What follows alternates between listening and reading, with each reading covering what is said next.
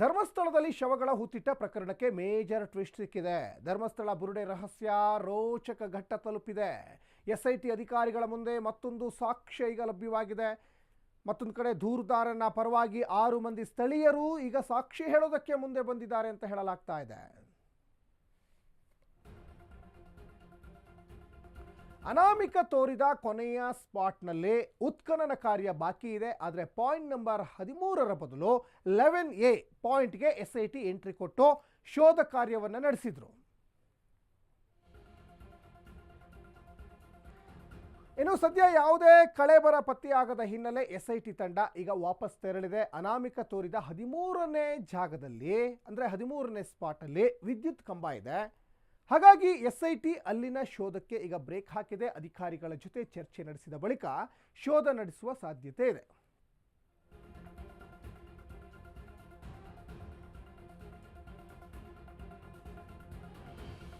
ಇತ್ತ ಧರ್ಮಸ್ಥಳ ಗ್ರಾಮ ಪಂಚಾಯಿತಿಗೆ ಎಸ್ಐಟಿ ತಂಡ ಎಂಟ್ರಿ ಆಗಿ ಪರಿಶೀಲನೆ ನಡೆಸಿದೆ. 1995ರಿಂದ 2014ರವರೆಗೆ ಯಾರೆಲ್ಲ ಅಧಿಕಾರಿಗಳು ಸಿಬ್ಬಂದಿ ಕೆಲಸ ಮಾಡಿದ್ರೋ ಅವರ ಮಾಹಿತಿಯನ್ನು ಪಡೆದಿದೆ. ಜೊತೆಗೆ ಕೆಲವು ದಾಖಲೆಗಳನ್ನು ಕೂಡ ಎಸ್ಐಟಿ ವಶಕ್ಕೆ ಪಡೆದಿದೆ. ಮತ್ತೊಂದೆಡೆ ಧರ್ಮಸ್ಥಳ ಪೊಲೀಸ್ ಠಾಣೆಗೂ ಎಸ್ಐಟಿ ತಂಡ ಭೇಟಿ ನೀಡಿ ಪರಿಶೀಲನೆ ನಡೆಸಿದೆ.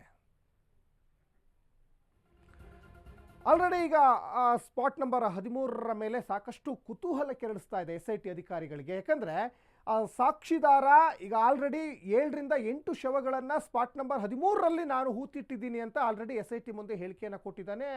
ಮತ್ತೊಂದು ಕಡೆ ಎಸ್ಐಟಿ ತಂಡದ ಮುಖ್ಯಸ್ಥರಾಗಿರುವಂತಹ ಪ್ರಣವ್ ಮೊಹಂತಿ ಸಾಕಷ್ಟು ಮಾಹಿತಿಗಳನ್ನು ಈಗಾಗಲೇ ಕಲೆಕ್ಟ್ ಮಾಡಿದ್ದಾರೆ. ಮತ್ತು ಎಸ್ಐಟಿ ತಂಡದ ಮತ್ತೊಬ್ಬ ಅಧಿಕಾರಿ ಅನುಚೇತ್ ಕೂಡ ಸ್ಥಳಕ್ಕೆ ಭೇಟಿಯನ್ನು ಕೊಟ್ಟರು. ಆದರೆ ಯಾಕೆ ಪರಿಶೀಲನೆ ಮಾಡೋಕ್ಕೆ ಇನ್ನೂ ಕೂಡ ತಡ ಆಗ್ತಾ ಇದೆ ಅಂದರೆ ಅಲ್ಲಿ ವಿದ್ಯುತ್ ಕಂಬಗಳಿದ್ದಾವೆ, ವಿದ್ಯುತ್ ತಂತಿ ಇದೆ, ಮತ್ತು ಜಮೀನಿದೆ ಅಕ್ಕಪಕ್ಕದಲ್ಲಿ. ಹಾಗಾಗಿ ಒಂದಿಷ್ಟು ಸಮಸ್ಯೆಗಳಿದ್ದಾವೆ. ಹಾಗಾಗಿ ಆಲ್ರೆಡಿ ಮೆಸ್ಕಾಂ ಸಂಬಂಧಪಟ್ಟಂತಹ ಅಧಿಕಾರಿಗಳಿಗೂ ಕೂಡ ಮಾಹಿತಿಯನ್ನು ಕೊಟ್ಟಿದ್ದಾರೆ. ಸಹಜವಾಗಿ ಅಲ್ಲಿ ವಿದ್ಯುತ್ ಸಂಪರ್ಕವನ್ನು ಕಡಿತ ಮಾಡಬೇಕಾಗ್ತದೆ. ಮತ್ತು ಒಂದಿಷ್ಟು ಅಲ್ಲಿ ಎಸ್ಐಟಿ ತನಿಖೆಗೆ ಎಲ್ಲ ರೀತಿಯಾದಂತಹ ಒಂದಿಷ್ಟು ಅನುಕೂಲ ಮಾಡಿಕೊಂಡು ಆಮೇಲೆ ತನಿಖೆಯನ್ನು ಮಾಡ್ಬೋದು. ಆದರೆ ಇಲ್ಲಿ ಬಹಳ ಒಂದು ಸಸ್ಪೆನ್ಸ್ ಅಂದರೆ ಇವತ್ತು ನಡೆದ ಬೆಳವಣಿಗೆ ಅಂದರೆ 6 ಜನ ಈಗ ಸಾಕ್ಷಿ ಹೇಳ್ತೀವಿ ಅಂತ ಈಗ ಮುಂದೆ ಬರ್ತಾ ಇದ್ದಾರೆ.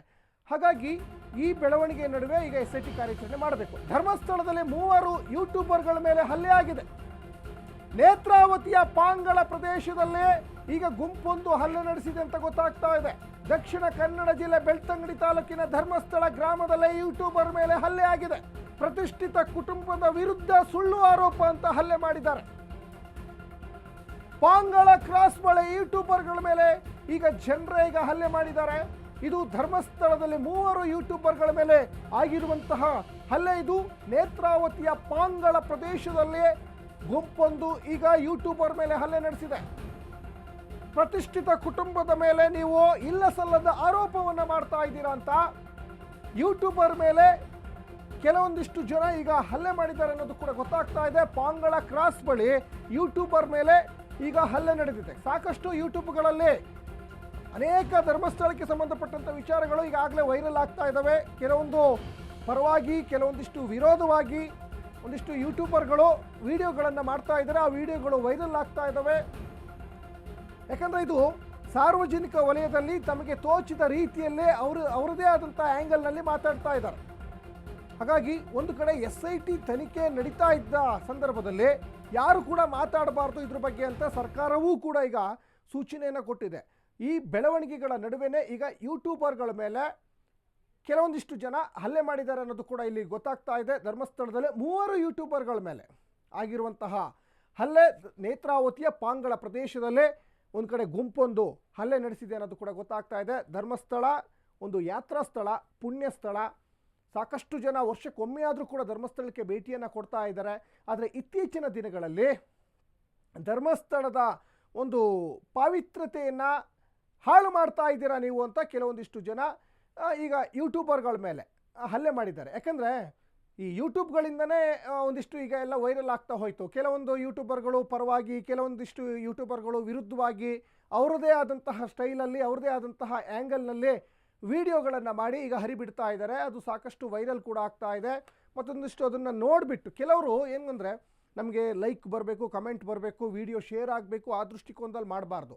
ಯಾಕಂದರೆ ಯೂಟ್ಯೂಬರ್ಗಳಾದರೂ ಕೂಡ ಪಕ್ಕಾ ಮಾಹಿತಿ ಇಟ್ಕೊಂಡು ಅದ್ರ ಬಗ್ಗೆ ಒಂದಿಷ್ಟು ಯೂಟ್ಯೂಬನ್ನು ವೀಡಿಯೋಗಳನ್ನು ಮಾಡಿಬಿಟ್ಟು ಅದನ್ನು ವೈರಲ್ ಮಾಡಬೇಕಾಗ್ತದೆ. ಅದು ಬಿಟ್ಕೊಂಡು ಸುಮ್ಮನೆ ಯಾರೋ ಹೇಳಿದ್ದು ಮಾಹಿತಿಯನ್ನು ಯೂಟ್ಯೂಬರ್ ತಗೊಂಡು ಅದನ್ನು ಮಾಹಿತಿ ಯೂಟ್ಯೂಬಲ್ಲಿ ಬಿಡೋದು, ವಿಡಿಯೋ ಚಿತ್ರೀಕರಿಸೋದು ಅದು ತಪ್ಪಾಗ್ತದೆ. ಹಾಗಾಗಿ ಎಲ್ಲ ಒಂದು ಕಡೆ ಸ್ಥಳೀಯರು, ಸಂಬಂಧಪಟ್ಟಂಥ ಭಕ್ತಾದಿಗಳು ಹಲ್ಲೆ ಮಾಡಿರಲಿಕ್ಕೂ ಕೂಡ ಸಾಧ್ಯತೆ ಇದೆ. ಧರ್ಮಸ್ಥಳದಲ್ಲಿ ಒಟ್ಟಿನಲ್ಲಿ 3 ಯೂಟ್ಯೂಬರ್ಗಳ ಮೇಲೆ ಈಗ ಹಲ್ಲೆ ಆಗಿದೆ ಅನ್ನೋದು ಇಲ್ಲಿ ಗೊತ್ತಾಗ್ತಾ ಇದೆ.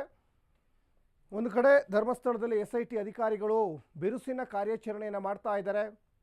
ಸ್ಪಾಟ್ ನಂಬರ್ 11ಗೂ ಕೂಡ ಹೋದರು. ಸ್ಪಾಟ್ ನಂಬರ್ 11ನಲ್ಲಿ ಹೋದಂಥ ಸಂದರ್ಭದಲ್ಲೇ ಅವರು ಬಂಗ್ಲಗುಡ್ಡಕ್ಕೆ ಕರ್ಕೊಂಡು ಹೋಗ್ತಾನೆ. ಬಂಗ್ಲಗುಡ್ಡದಲ್ಲಿ ಒಟ್ಟು 3 ಅಸ್ಥಿ ಪಂಜರಗಳು ಸಿಗ್ತವೆ.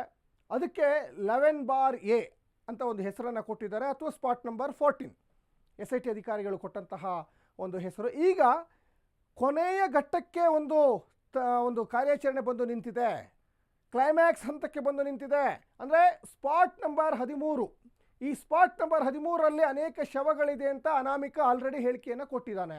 ಹಾಗಾಗಿ ಆ ಸ್ಪಾಟ್ ನಂಬರ್ 13ಕ್ಕೆ ವಿಸಿಟ್ ಕೊಟ್ಟಿದ್ದಾರೆ. ಇವತ್ತು SIT ಅಧಿಕಾರಿಗಳು ವಿಸಿಟ್ ಕೊಟ್ಟಿದ್ದಾರೆ. ಇನ್ನು ಕಾರ್ಯಾಚರಣೆ ಆಗಿಲ್ಲ. ಅದ್ರ ಜೊತೆಗೆ SIT ಮುಖ್ಯಸ್ಥ ಪ್ರಣವ್ ಮೊಹಂತಿ ಈಗಾಗಲೇ ಬೆಳ್ತಂಗಡಿ ಒಂದು ಪೊಲೀಸ್ ಠಾಣಾ ವ್ಯಾಪ್ತಿಗೆ ಸಂಬಂಧಪಟ್ಟ ಹಾಗೆ ಒಂದಿಷ್ಟು SIT ಅಧಿಕಾರಿಗಳಿಂದ, ಕಾರ್ಯಾಚರಣೆ ಮಾಡ್ತಾ ಇರುವಂಥ SIT ಅಧಿಕಾರಿಗಳಿಂದ ಮಾಹಿತಿಯನ್ನು ಕಲೆಕ್ಟ್ ಮಾಡಿದ್ದಾರೆ, ಚರ್ಚೆ ಮಾಡಿದ್ದಾರೆ.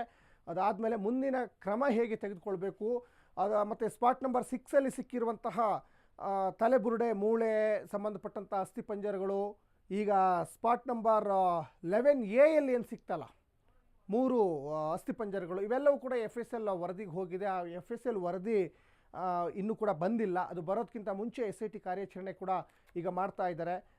ಈಗ ಅನಾಮಿಕ ಒಟ್ಟು 1ರಿಂದ 13ರವರೆಗೂ ಕೂಡ ಸ್ಪಾಟ್ ನಂಬರ್ ಹೇಳಿದ್ದ. ಆಲ್ಮೋಸ್ಟ್ ಈಗ ಕೊನೆಯ ಹಂತಕ್ಕೆ ಬಂದು ನಿಂತಿದೆ ಕಾರ್ಯಾಚರಣೆ. 1ರಿಂದ 12ರವರೆಗೂ ಕೂಡ ಕಾರ್ಯಾಚರಣೆ ಮಾಡಿದ್ದಾರೆ. ಆದರೆ 1ರಿಂದ 12ರವರೆಗೂ ಕಾರ್ಯಾಚರಣೆ ಮಾಡಿದರೂ ಸ್ಪಾಟ್ ನಂಬರ್ 6ಅಲ್ಲಿ ಮಾತ್ರ ಅವರಿಗೆ ಕಳೆ ಬರ ಸಿಕ್ಕಿದೆ.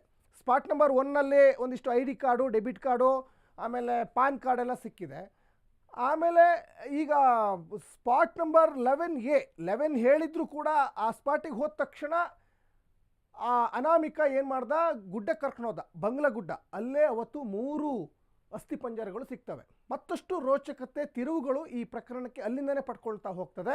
ಹಾಗಾಗಿ ಇನ್ನಷ್ಟು ಶವಗಳೇನಾದರೂ ಇರಬಹುದಾ ಅನ್ನುವಂಥ ಲೆಕ್ಕಾಚಾರದಲ್ಲಿ SIT ಅಧಿಕಾರಿಗಳು ಇದ್ದಂಥ ಸಂದರ್ಭದಲ್ಲೇ ಈಗ 3 ಜನ, ಈಗ ಒಟ್ಟು 6 ಜನ ಈಗ ಸಾಕ್ಷಿ ಹೇಳಲಿಕ್ಕೆ SIT ಮುಂದೆ ಬಂದಿದ್ದಾರೆ. ಅವರ ವಿಚಾರಣೆ ಕೂಡ ಇವತ್ತು ಅಥವಾ ನಾಳೆ ಆಗುವಂತಹ ಸಾಧ್ಯತೆ ಕೂಡ ಇಲ್ಲಿ ಕಂಡು ಬರ್ತಾ ಇದೆ.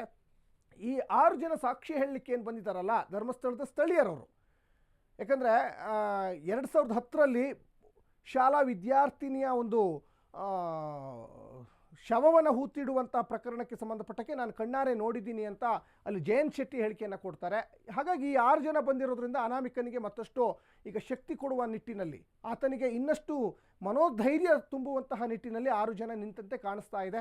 ಹಾಗಾಗಿ ಈಗ 6 ಜನರ ಹೇಳಿಕೆ ಹೇಗಿರ್ತವೆ ಅನ್ನೋದು ಕೂಡ ಸಾಕಷ್ಟು ಕುತೂಹಲಕ್ಕೆ ಕಾರಣ ಆಗ್ತಾ ಇದೆ. ಆಮೇಲೆ ಇನ್ನೊಂದು ಕಡೆ FSL ವರದಿಗೂ ಕೂಡ ಈಗ ಸಿಕ್ಕಿರುವಂಥ ಕಳೆ ಬರವನ್ನು ಕಳಿಸಿದ್ದಾರೆ. ಅಲ್ಲಿಂದ ಕೂಡ ವರದಿ ಈಗ ಬರಬೇಕಾಗಿದೆ. ಮತ್ತೊಂದು ಕಡೆ ಈಗ ಮುಂದಿನ ಕ್ರಮ ಹೆಂಗೆ, ಹಾಗಾದರೆ ಇನ್ನೂ ಬೇರೆ ಏನಾದರೂ ಸ್ಪಾಟ್ ಹೇಳ್ಬೋದು. ಯಾಕಂದರೆ ಆತ ಹೇಳಿದ್ದು 1ರಿಂದ 13. ಈಗ ಕಾರ್ಯಾಚರಣೆ ಮಾಡ್ತಾ ಈಗ ಬಂಗ್ಲಗುಡ್ಡದ ಲಿಸ್ಟಲ್ಲಿ ಇರಲಿಲ್ಲ. ಬಂಗ್ಲಗುಡ್ಡಕ್ಕೆ ಆತ ಕರ್ಕೊಂಡು ಹೋಗ್ತಾನೆ. ಅದಕ್ಕೆ ಈಗ 11 A ಅಂತ ಹೆಸರನ್ನು ಇಟ್ಟಿದ್ದಾರೆ, ಅಥವಾ 14ನೇ ಸ್ಪಾಟ್ ಅಂತ ಇಟ್ಟಿದ್ದಾರೆ. ಇನ್ನು ಸ್ಪಾಟ್ ನಂಬರ್ ಏನಾದರೂ ಜಾಸ್ತಿ ಆಗೋ ಸಾಧ್ಯತೆ ಇದೆ. ಯಾಕಂದರೆ ಇಲ್ಲಿ 20 ವರ್ಷದ ಕತೆ ಇದು. 20-25 ವರ್ಷದ ಹಿಂದೆ ನಾನು ಇಲ್ಲಿ ಶವಗಳನ್ನು ಹೂತಿಟ್ಟಿದ್ದೀನಿ ಅಂತ ಹೇಳ್ತಾನೆ. ಹಾಗಾಗಿ ಆ ಸ್ಪಾಟಿಗೆ ಹೋದಂಥ ಸಂದರ್ಭದಲ್ಲಿ ಆತನಿಗೆ ಬೇರೆ ಎಲ್ಲಾದರೂ ಜಾಗದಲ್ಲಿ ನಾನು ಹೂತಿಟ್ಟಿದ್ದೀನ ಅಂತ ರೀಕಾಲ್ ಕೂಡ ಮಾಡ್ಕೊಳ್ತಾ ಇದ್ದಾನೆ ಅನಾಮಿಕ. ಮತ್ತು ಈ ಮಳೆ ಬಂದಂಥ ಸಂದರ್ಭದಲ್ಲಿ ಭೂಮಿಯ ಒಂದು ಚಹರೆ ಬದಲಾವಣೆ ಆಗಿರ್ತದೆ, ಒಂದಿಷ್ಟು ಏರುಪೇರು ಆಗಿರ್ತದೆ. ಹವಾಮಾನದಿಂದ ಒಂದಿಷ್ಟು ಮಣ್ಣು ಒಂದು ಕಡೆ ಹೋಗಿ ಸಂಗ್ರಹ ಆಗಿರ್ತದೆ. ಆಮೇಲೆ ಸಹಜ ಸಾವುಗಳು ಏನಾದರೂ ನಡೆದಿದ್ರೆ, ಆತ್ಮಹತ್ಯೆ ಯಾರಾದರೂ ಮಾಡ್ಕೊಂಡಿದ್ರೆ, ಕೆಲವರು ತುಂಬ ಜೀವನದಲ್ಲಿ ಜಿಗುಪ್ಸೆಯಾಗಿ ದೇವಸ್ಥಾನಗಳನ್ನು ಆಯ್ಕೆ ಮಾಡ್ಕೊಳ್ತಾರೆ ಆತ್ಮಹತ್ಯೆ ಮಾಡ್ಕೊಳ್ಳೋಕ್ಕೆ. ಆ ಥರ ಏನಾದರೂ ಆತ್ಮಹತ್ಯೆ ಮಾಡ್ಕೊಂಡಿದ್ರೆ ಅದು ಈ ಅನಾಥ ಶವಗಳನ್ನು ಹೂತಿಟ್ಟಿರುವ ಪ್ರಕರಣಕ್ಕೆ ಸಂಬಂಧಪಡಲ್ಲ. ಅದ್ರ ಬಗ್ಗೆಯೂ ಕೂಡ ಈಗ ಪರಿಶೀಲನೆ ಕೂಡ ಒಂದು ಕಡೆ ಈಗ ನಡೀತಾ ಇದೆ. ಮತ್ತೊಂದು ಕಡೆ ಒಂದು 20 ವರ್ಷದ ಕತೆ ಆಗಿರೋದ್ರಿಂದ ಯಾರಾದರೂ ಆತ್ಮಹತ್ಯೆ ಮಾಡಿಕೊಂಡು ಅಲ್ಲಿ ಮಣ್ಣೆಲ್ಲ ಮುಚ್ಕೊಂಡು ಒಂದು 6 ಅಡಿ, 8 ಅಡಿ, 10 ಅಡಿ, 15 ಅಡಿ ಆಳಕ್ಕೆಲ್ಲಾದರೂ ಹೋಗಿ ಸಾವನ್ನಪ್ಪಿದರೆ ಅದ್ರದ್ದು ಕತೆ ಹೇಗೆ, ಈ ಥರನೂ ಒಂದಿಷ್ಟು ಎಲ್ಲ ಲೆಕ್ಕಾಚಾರಗಳು ಕೂಡ ಈಗ ನಡೀತಾ ಇದ್ದಾವೆ. ಯಾಕಂದರೆ ಆತ ಹೇಳಿದ್ದು 13 ಸ್ಪಾಟ್ ಆಗಿದ್ದರೂ ಕೂಡ ಆ ಸ್ಥಳಕ್ಕೆ ಹೋದಾಗ ಆತನಿಗೆ ಬೇರೆ ಎಲ್ಲೋ ನೆನಪಾಗಿರ್ಬೋದು, ಹಾಗಾಗಿ ಬಂಗ್ಲಗುಡ್ಡಕ್ಕೆ ಮನೆ ಕರ್ಕೊಂಡು ಹೋಗಿದ್ದ. ಈಗ 13 ಸ್ಪಾಟಲ್ಲೂ ಕೂಡ ಸಾಕಷ್ಟು ಕುತೂಹಲ ಕೆರಳಿಸ್ತಾ ಇದೆ.